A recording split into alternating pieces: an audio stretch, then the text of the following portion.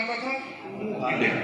यानी कि जिसको सोने की चिड़िया यानी कि गोल्डन स्पैरो कहा जाता था कि दुनिया का सबसे अमीर देश। मैंने कहा आप लोग बात करते हैं, आज के दिन पे आपने आविष्कार किया एरोप्लेन का, हमारे यहाँ पे रामायण के टाइम पे भी उड़न खटोले थे। आप बात करते हो इंटरकॉन्टिनेंटल बैलिस्टिक मिसाइल्स की, टेलीविजन की, हमारे यहाँ पे महाभारत के अंदर अग्निकांड और टेलीविजन सब कुछ था। मैंने कहा हमारे यहाँ पे एजुकेशन पे इतना फोकस था तभी हमारा देश इतना विकसित था।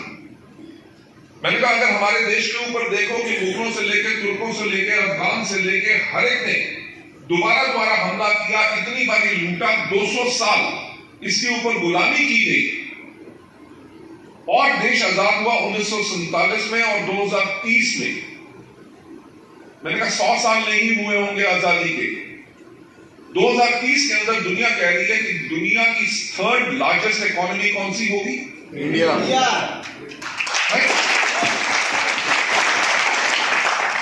मैंने कहा इंडिया के टुकड़े काफी हुए, भारत के टुकड़े काफी हुए, पाकिस्तान भी बना, बाद में बांग्लादेश भी बना, पर वो दोनों देश जिनको इतना समय मिला जितना हमारे इंडिया को मिला है, वो इतने विकसित देश नहीं बन सके, बल्कि इंडिया क्यों बना?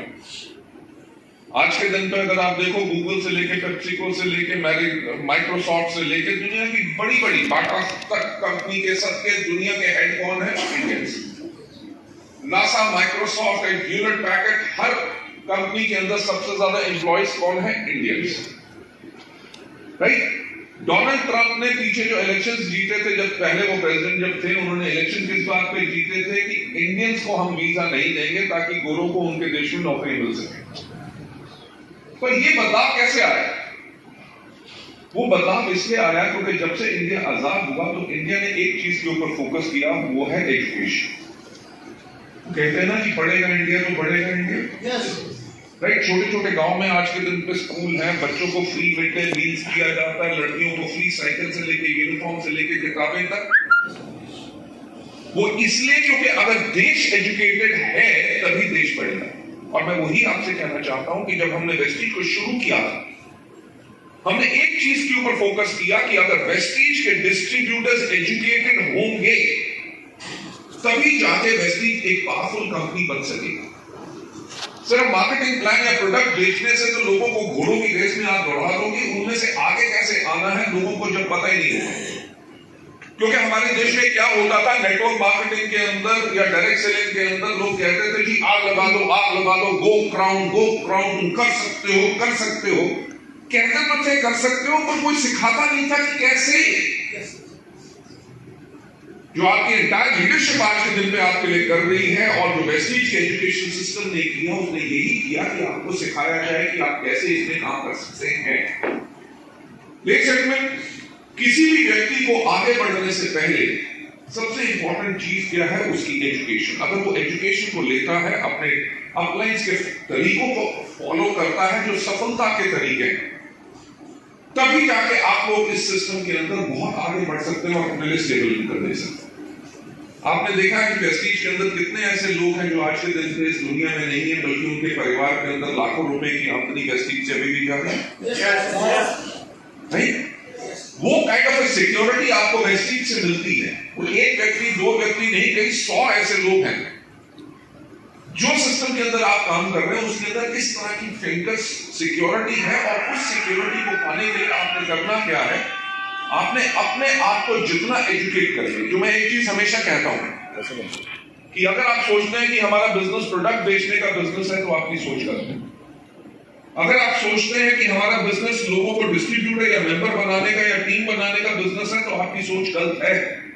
हमारा बिजनेस सिर्फ एक चीज का बिजनेस है जिसको हम कहते हैं बिजनेस ऑफ लीडरशिप। जब आप अपने अंदर उतनी खूबियां डालते हैं, अपने अंदर अच्छे विचार लाते हैं, अपने डाउनलाइंस के प्रति आप सोचते हैं कि डाउनलाइंस मेरे कैसे ग्रो करें, उनको मैं कैसे मदद करूं, उनको मैं कैसे एजुकेट करूं, उनके लेवल्स कैसे कंप्लीट करवाऊं, उनकी ग्रोथ कैसे करूं। जब आप इन चीजों के ऊपर फोकस करते हैं तो आपका लीडरशिप का लेवल ऑटोमेटिकली बढ़ता है। डबल क्राउन डायरेक्टर होना या क्राउन डायरेक्टर होना एक अचीवमेंट का लेवल है, शायद वो लीडरशिप का लेवल ना हो। लीडरशिप का लेवल तो तब होता है जब आपकी पीठ के पीछे लोग बोले यार अपलाइन है तो मेरे अपलाइन जैसे, राइट। हमारी एक बहुत फिनोमिनल लीडर है नीलिमा अम्बिश जी, भोपाल की हैं। उनकी लास्ट ईयर उनके हस्बैंड की डेथ होगी।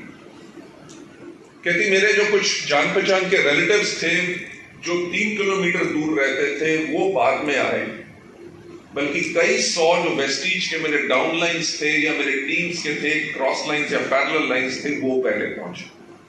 कहते वेस्टीज में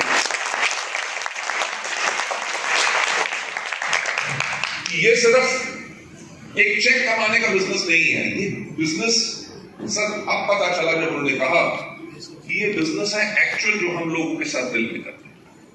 सो लेडीज एंड जेंटलमैन, मेरी आप लोगों से यही रिक्वेस्ट रहेगी, and I am really happy कि आप लोगों का ये जो 2 दिन का सेशन रहा जिसके अंदर आपने बहुत कुछ सीखा, राइट। मुझे बता रहे थे कि आपको मोटिवेट किया गया ना, उसकी एग्जीक्यूशन जो है काम तो आपको ही करना है, राइट। हम वेस्टीज के अंदर हमेशा बताते हैं कि हमारे पास वो एक रास्ता है जो आपको सफलता के ऊपर लेके जाता है, और उसके अंदर अगर इतने लोग आज के दिन पे इन 17 सालों में सफल हो चुके हैं तो आप भी क्यों। आप भी जानते हैं कि वेस्टीज के अंदर ऐसे लोग हैं जो आंखों से देख नहीं सकते, महीने में 3 से लेकर 3.5 लाख रुपए कमाते हैं।